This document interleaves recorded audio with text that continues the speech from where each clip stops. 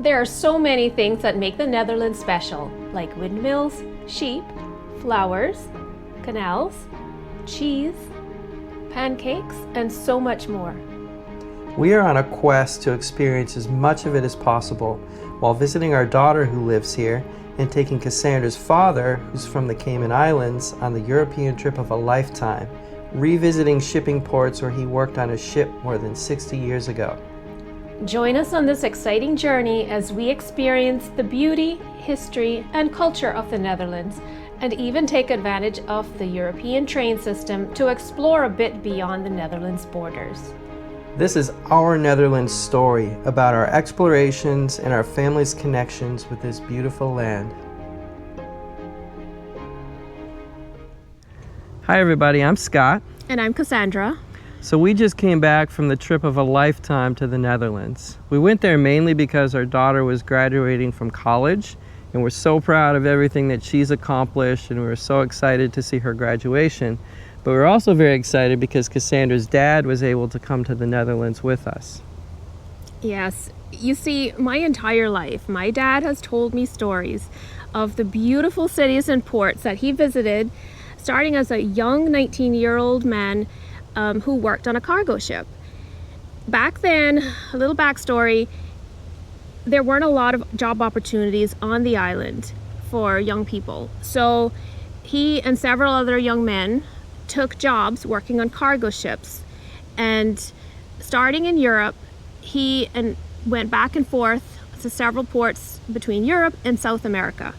So it's been a dream of mine to be able to take him back to some of these cities that he had visited as a young man. And it's been over 60 years. So it was beautiful to really visit these places and see it through his eyes. Yeah, and we actually didn't know for sure if he was really going to come until we saw him at the Tampa airport. He arrived in the Tampa airport from the Cayman Islands, and we scooped him up and we took him to the Netherlands. And we showed him as much as we possibly could because we were so excited to have him there. Yep. So follow along with our story and we'll show you everything that we showed him.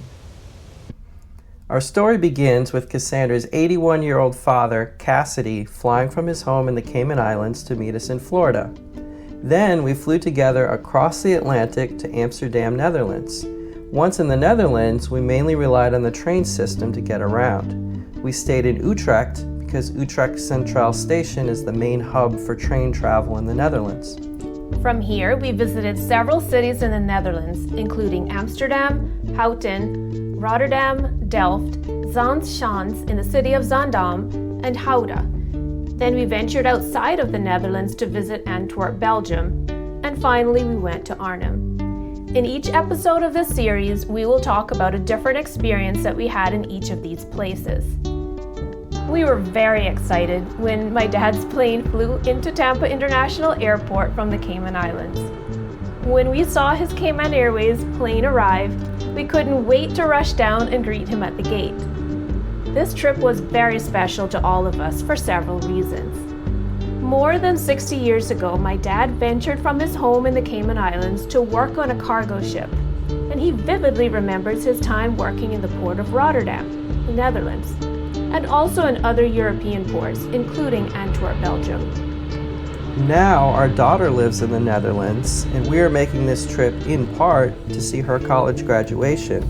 And she was very excited that her grandfather would not only be able to see her graduation, but that he would also have the opportunity to visit the Netherlands again and see where he worked so many years ago. A couple of days after he arrived in Tampa, we boarded our plane to Amsterdam and headed across the Atlantic. None of us were able to sleep comfortably on the plane, so we arrived tired at 8:45 in the morning local time, which was 2:30 in the morning Tampa time. The excitement kept us awake though, and soon we had made it through immigration and met our daughter and her boyfriend at the Amsterdam airport. It had been more than a year since our daughter saw her grandfather, and we hadn't seen her in several months either, so we paused for some photos to savor the happy moment. The train system in the Netherlands is very convenient, and we were able to board a train at the airport and ride for about 40 minutes to Utrecht Centraal Station, which was very close to the hotel that we would be staying at for the next couple of weeks. The cost of this train ride was about €11 each, and the train run about every 5 to 15 minutes, depending on the time of day and if it is a weekday or weekend. There's a convenient tap card system for accessing the trains. This works with most credit cards, but we decided to use the Netherlands OV chip cards, which can be reloaded like debit cards at convenient machines at all train stations. We have learned that it's easy to lose a card, and we would rather pull out the OV card each time we need to tap instead of a credit card. You tap to enter a train station, and then you tap when you get off the train and are charged accordingly. We made our way through the station, hopped on the train, and enjoyed the relaxing ride. This was my dad's first train ride, and he really enjoyed it. It was a great place for him to chat with his granddaughter and start to learn some things about the Netherlands.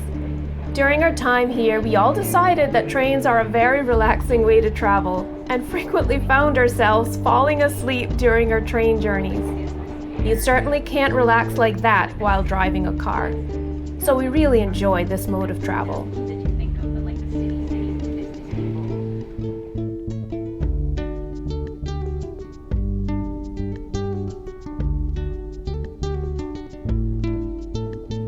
Soon we were at Utrecht Centraal, then we made our way through the busy station to the mall that's right next door. Because of the convenient location right next to the station and all the restaurants and stores nearby, we decided to stay at a hotel that was right in the mall. This made it easy for us to walk to downtown Utrecht, which is right across the mall from the train station, or to easily get anywhere in the Netherlands or other parts of Europe by walking over to the train station. After dropping off our luggage at the hotel, we decided to take a short train ride to the city of Houten, which is smaller than Utrecht and a place where we enjoy the quiet, quaint village-like atmosphere. We often stay in Houten when we visit the Netherlands, but getting around there requires more walking or biking, and it was more convenient for us to stay in Utrecht this time with my dad. We still wanted to visit though, and we're lucky to arrive when there was a market in the city square. So we walked around there and enjoyed seeing the cheeses and other good things that people had for sale. Markets like this are common in central squares in European cities, and whenever we see one, we always take time to walk around and see the local foods, crafts, and other things that are for sale. In markets like this in the Netherlands, locally produced cheeses like Gouda, or as Americans say, Gouda, chocolate, fresh pancakes, poffertjes, and stroopwafels, and even fresh seafood are common types of local foods that we see for sale. We will talk more about Gouda cheese later in this series when we visit the city of Gouda.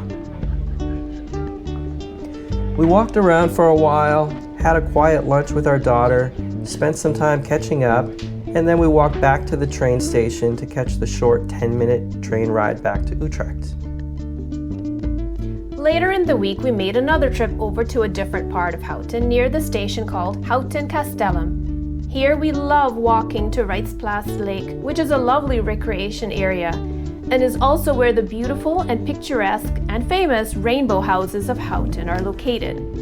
Right on this lake, this is a very popular place for people to walk and bike and just spend time outdoors. We were here in October, and the temperatures were absolutely perfect for walking and enjoying the amazing scenery. This is the perfect place to take a quiet walk and just take in the beautiful mix of nature and Dutch charm.